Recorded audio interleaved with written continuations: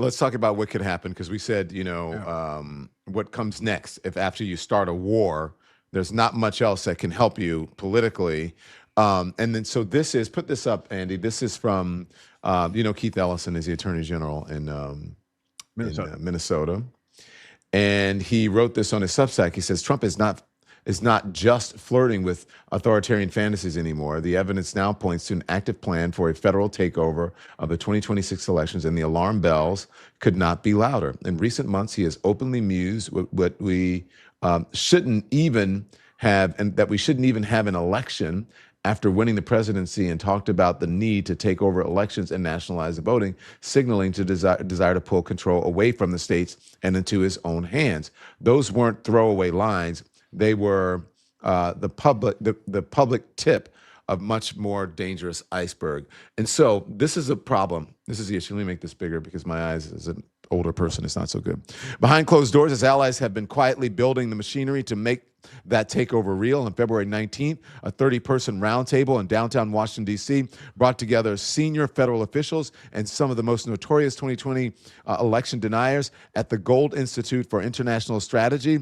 Retired Lieutenant General Michael Flynn, Trump's former national security advisor, chaired the meeting, which focused on how Trump could use a manufactured national emergency to sidestep the Constitution's clear rule that states, not the president, run elections. And then ProPublica has a great article. If you click on that, Andy, go to ProPublica. Trump officials attend a summit of election deniers who want the president to take over the midterms. I'm telling you, they're going to try this, and they may succeed. And I've been warning people about this forever. Especially the folks who can't come on and say, no, he can't take over the election, and I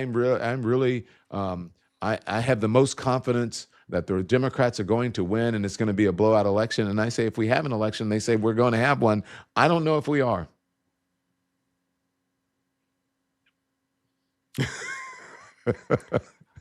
Well, Don, I'm quiet only because you and I are singing from the same songbook. Look, there are not that many things. Donald Trump says a wide variety of things that are bullshit. Where he says things, he doesn't do anything about them. He throws them. He comes up top of his head all the time and says things that he doesn't mean, and says things he never has any intention of following through on. If you look back over the course of his time in public life, these things that he says over and over again, that he keeps coming back to time after time, those are things where, if you don't pay attention to them and don't assume that they are now kind of lodged in his brain, and that he's projecting and talking about stuff that he's saying the quiet part out loud, you're nuts. I mean, everything Trump does is something he's announced beforehand. And to the point of this story, and to the point of a lot of the commentary that you offer and that I offer at various times, Trump's been talking about this now pretty much for the last year. He's been doing exactly what he did in 2020, where he spent 9 months attacking the mail-in voting system during COVID. It's kind of setting the ground, laying the groundwork for the Stop the Steal movement. He told everybody what he was going to do. He was basically undermining the election so that if he lost, he would try to steal it. And that's what he did. And he's doing it now. And that thing about the musing about how there might not even be an election, there's his discussion. He did this New York Times interview when they finally got in the Oval Office and had a long interview with him. He talked about how, he thought about, how he should have maybe deployed the National Guard in 2020, but he had thought about it now and decided that the National Guard might not be up to the job. And I mean, that's interesting on a bunch of levels. He's thinking about it.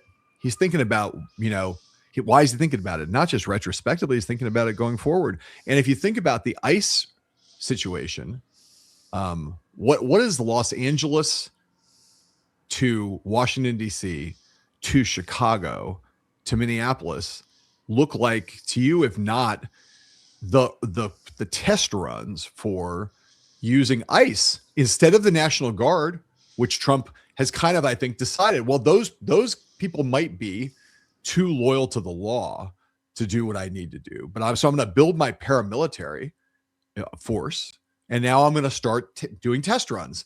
in these various cities where I roll out these ICE incursions. They're not just about trying to get all the black and brown faces, or as many of them as possible, out of the country. They're not just about the immigration and detention and deportation agenda. They're about exercising the muscles that his paramilitary unit, which is just what ICE has become. That's all it is. It's clear what it is. And it's clear that if you saw it in any other country, you would say, this is a paramilitary operation, a military operation that's loyal not to the Constitution, not to the country, but to one person, the President of the United States. Given what you're seeing on the streets and Trump's repeated discussions of how we shouldn't have an election, we don't need an election, his threats to invoke the Insurrection Act, and all of that, I think you'd have to be nuts not to think, and this reporting we're starting to see, there's apparently a draft executive order about declaring a national emergency. I think there are a lot of potential different ways, wrinkles, and flavors of this, but Trump and his people trying to figure out the correct combination of justifications, legal rationales, paperwork, and then at the same time, the muscle that you would need to send to actually seize control, whether it's of ballot boxes or whether it's of just trying to intimidate voters who are trying to in key states, try to intimidate people from going to the polls on election day, or whether it means he tries to call them off altogether. All of that's on the table right now. And finally, Democrats, the actual Democratic Party, as opposed to just activists and people in the election law world, you're finally starting to see some United States senators and congressmen go, okay, this is like serious. We have to deal with this. It's just now dawning on people, as you're seeing reporting like this ProPublica report, that the last to know, or the last to take this seriously, are the elected representatives in the Democratic Party hierarchy. They are now finally waking up to this and realizing, boy, we fucking need a plan. I've been asking this. You're right. I've been asking this for months, and they've all been saying, "No, I'm pretty certain. I'm confident that we're." And I'm like, I don't know. Not with this guy. Look at what's happening. Thanks so much for watching, everybody. Your support means the world to us. Don't forget to hit that like button and subscribe so you never miss a show. We're live every weekday at 10 a.m. and 5 p.m. Eastern Time, with new clips dropping at 2 p. and 8 p. And if you want even more Don Lemon Show content, join the Lemon community. Members get exclusive posts, behind-the-scenes videos, and live chats just for you. So hit the join button or visit our channel page to sign up. Thanks again for all your love and your support, and I'll see you next time.